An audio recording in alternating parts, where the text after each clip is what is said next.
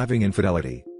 Updated, wife, 46 female, and I, 46 male, together since we were 13, married for 25 years, find out she had an affair when the other guy tried to end himself 5 days ago. I, 46 male, hate to admit it, but I used to read some posts here. I read them and I felt good about myself. I felt lucky, like I had everything, and that I would never encounter myself in the same situation that I used to read about. I was wrong. This is going to be very, very long. I am also a bit drunk right now, so I apologize for any errors, or if this whole thing doesn't make any sense. My story with my wife, 46 female, begins in the 70s. My parents immigrated from Brazil to the US in 1970. They met another couple that had immigrated from Brazil a few years earlier, and had just moved to Dallas. They became really close friends. 2 years after that, they opened a business together. In '73 the couple got pregnant. Around the same time my mom also got pregnant. I was born 4 days earlier than my wife. Our families didn't have any extended family in the US, so we were each other's family basically. Her mom used to babysit me while my mom worked, and since I am an only child and her sisters were born 8 years later, we were basically raised together. We were inseparable, basically joined by the hip, as my mom used to say. Our parents used to take vacations together, and when my parents took vacations, they used to take her with us. We used to have barbecues every weekend, and we always went together to church on Sundays. We were best friends. I asked her on a date when we were 13, and we discovered love together. Our relationship was actually very mature given our ages. We were best friends, so it wasn't that different. We went to the same college. I proposed to her in '94, we got married in '95. Went to the same college, and after we graduated, she started her own business, and I started helping our dads in their business. We had our first daughter in '98, soon after, we had 3 more, 20 female, and 18 female. It was like a dream. We were so happy, we were living our best life. We both have very good salaries and we live extremely comfortably. Multiple properties, including some in Europe, and vacations twice a year. Our intimate life was healthy. We indulged in each other's kinks, do it normally 3 times a week. We both professed how much we love each other every single day. It was like a dream. This year, I started noticing some changes in her. She started spending more time working, she was always on her phone, we stopped having intimacy, and we started arguing all the time about things we normally would never argue. She started being cold to me. We talked about this, and she told me that this year was really stressful to her. She started acting more normal, but something was off. Even our daughters realized that. I just didn't know what it was. Last week was when I finally realized that something was very wrong. My brother-in-law's 36 male brother, 29 male, tried to end himself 5 days ago, which was surprising to everyone. He definitely doesn't seem like he was depressed or anything like that. My wife and I are very close to brother-in-law's family, so we were all very shocked. He wasn't able to end his own life, but it was close. Brother-in-law found him in his garage with the car on. It was a very close call, but they are expecting him to make a full recovery. My wife was very weird during this whole thing, constant mood swings, crying all the time. We were all sad, but she was more affected than she should have been. Then 3 days ago, my brother-in-law told me the truth about his brother's attempt. My wife and his brother, who is 17 years younger than me, have been having an affair for almost 11 months. Apparently, last week he tried to convince my wife to leave me for him. My wife ended their relationship and he tried to end his own life. I confronted my wife after hearing this, and to my surprise, she confessed, "Yes, I was honestly hoping that he was wrong and that his brother was lying. I am that naive." She broke down crying, that she didn't know why she did this. She called it a midlife crisis, saying that it was nothing wrong with us, that she still loved me. I ended up almost having a panic attack. I just didn't know what to do, just packed a bag with some clothes, and just stormed off. She tried to stop me, but I got in my car and drove away for almost 8 hours. I stopped when I realized that I was in freaking Memphis already. I've been staying in a hotel since that day and everyone has been blowing my phone. Apparently, my daughters now know because my wife told them, which just makes this thing even more humiliating. I talked to my oldest, just told her that I am safe and don't want to talk to anyone. My wife and her family have been calling non-stop. I have more than 100 missed calls and 1,000 plus unread messages. My other daughters are also desperate, but I just can't bring myself to talk to them.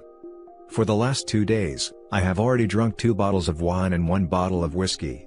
I just can't stop crying. I feel absolutely lost, absolutely lost. I know my wife for my entire life. I know her since she was barely 1 day old. We had our first picture together when she was 2 days old. Now every time I think about her, I feel like throwing up. What did I do wrong? What the hell am I supposed to do? Any advice is really appreciated. I am really lost right now. Now for the top advice before reading the update.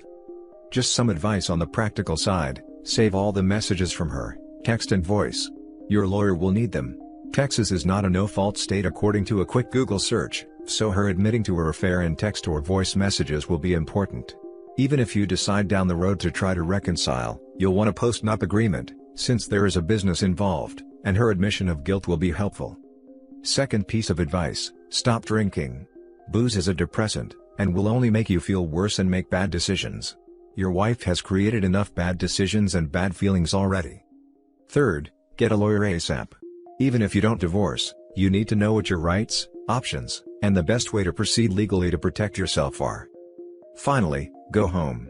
Running away isn't going to help anything. Go home and show your daughters you're okay. Tell your wife she has to go stay with her parents or siblings for a while, but don't let her force you out of your home and away from your children and family. I do live in Texas.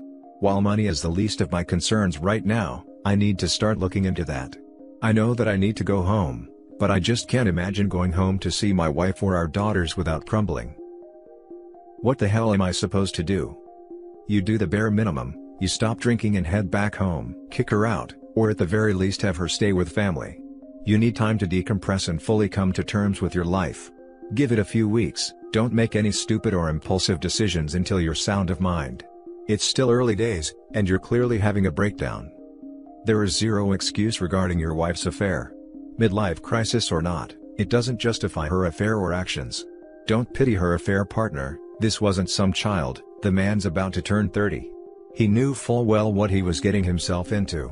Neither him nor your wife deserve pity, and they are both to blame for what happened.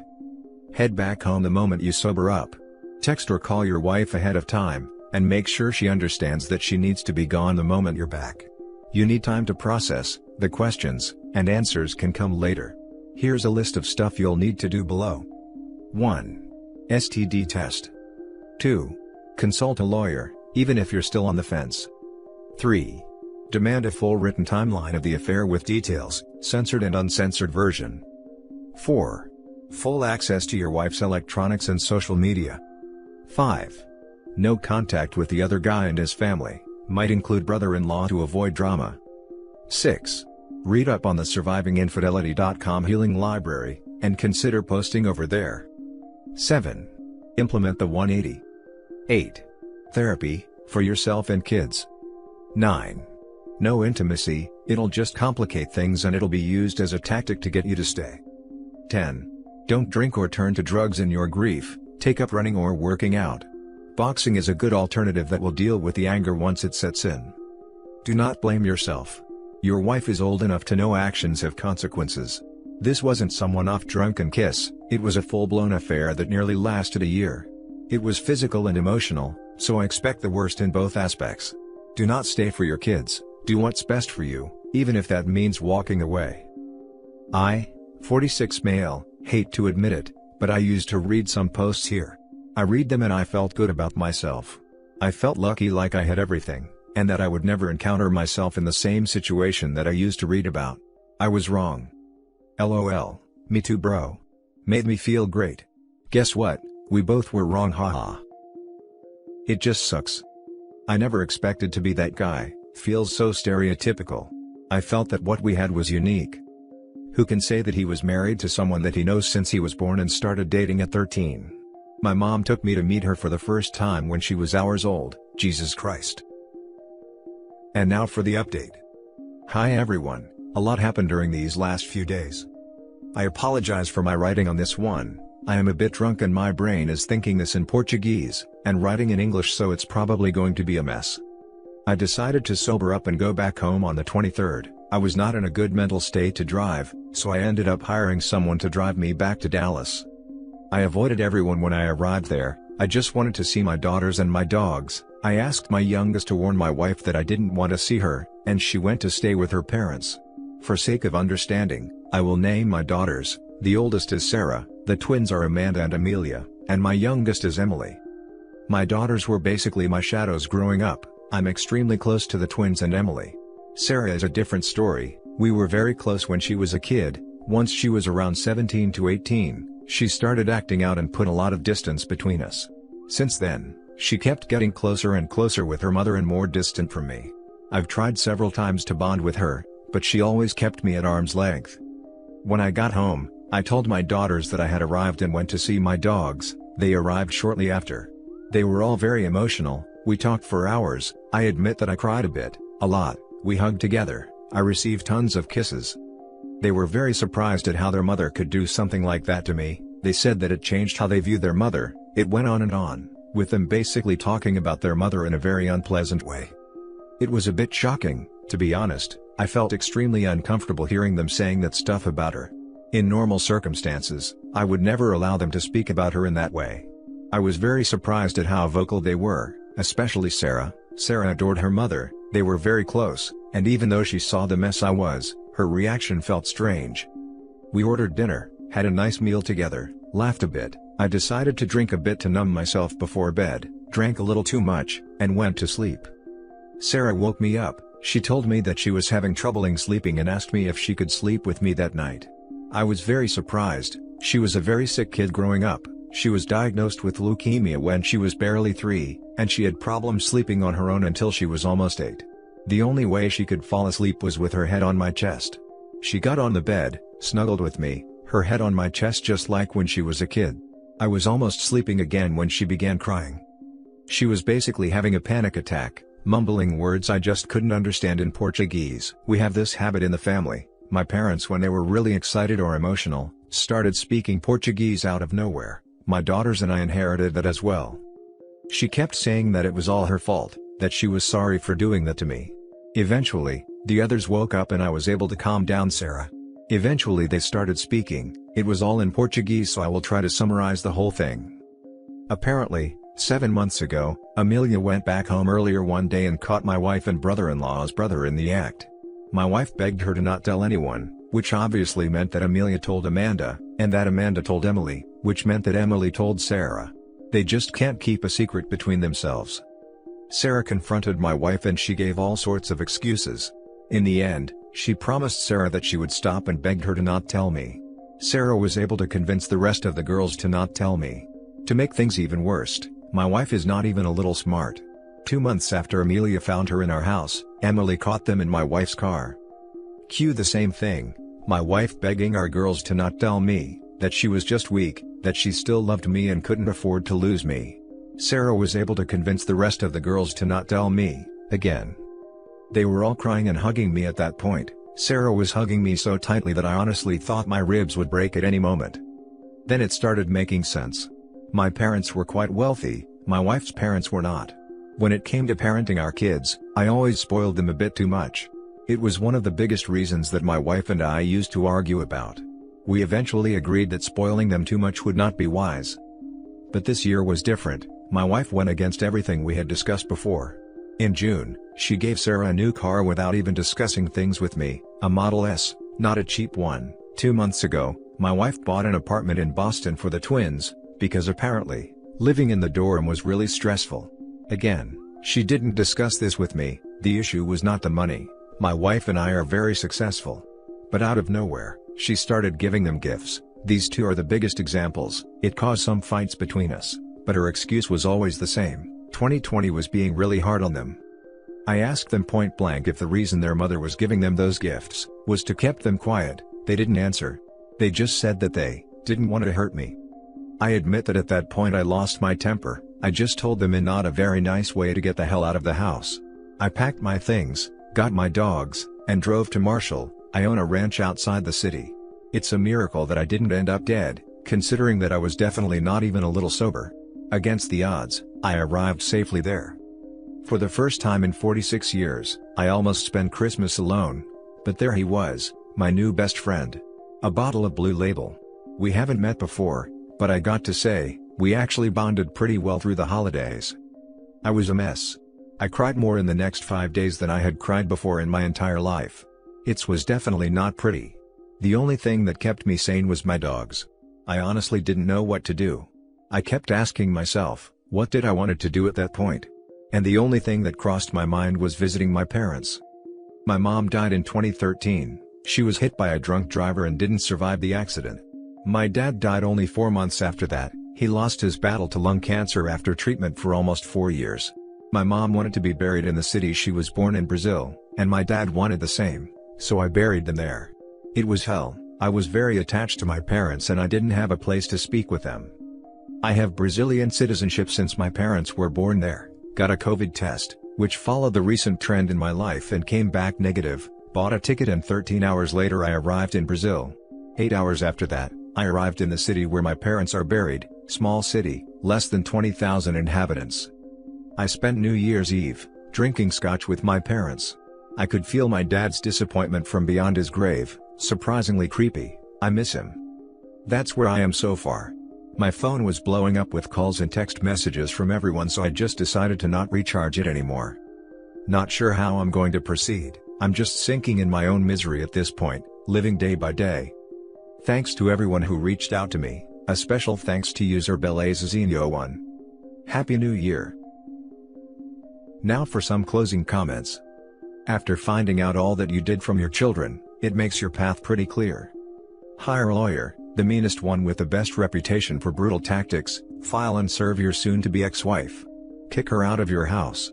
She cheated, she leaves. Make sure that infidelity is the reason for the divorce. Go scorched earth on her, tell your family, her family, and your friends about the affair. When people ask questions, tell the truth. Never cover up for a cheater. Tell your children that you love them, but are devastated by the betrayal of not telling you about the affair.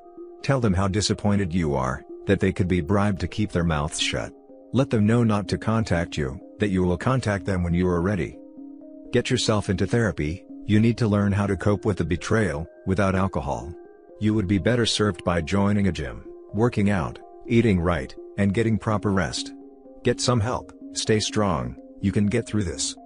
Understand that this was not your fault, this is all on your wife. She is the one who destroyed your marriage and your family, not you. What scorched earth man, are you sure you read his post? Basically, all his family knew about the wife's affair with brother-in-law's brother, except for him. Bro, you are allowed to be miserable for some time, but then you can start eating better and exercising. Show your ex how you are much better than anyone she will ever get. You got this, man. First, stop drinking. Go home, speak to a divorce attorney and start the divorce process, get some therapy, and get tested for STDs. I would speak to your daughters and let them know that you will always love them, but that their betrayal of you by not letting you know, and hiding their mother's affair in exchange for gifts, has hurt you almost as much as your soon-to-be ex-wife's actions. They are all adults, and if they loved you as much as they proclaim, they should have told you. Tell them you need space and time away from all of them, and that they should not contact you until you are ready to speak with them. Go no contact with your soon-to-be ex-wife, and only talk to her through your attorney. She obviously only likes your lifestyle right now. She was caught multiple times by her own kids and that didn't snap her out of her affair. I don't think considering reconciliation would be good for you in this situation. Lean on your friends and other family, just not hers. You can and will survive this, but you need to focus on yourself only right now. Talk to a good attorney and protect yourself. I have a few friends and coworkers, but I don't have family left. My family was her family. I'm considering talking to an attorney to change my will. And that's it for this video, guys. If you have thoughts to share, leave a comment below. Don't forget to hit like and subscribe if you like this content. I'll catch you in the next one. Good day, everyone.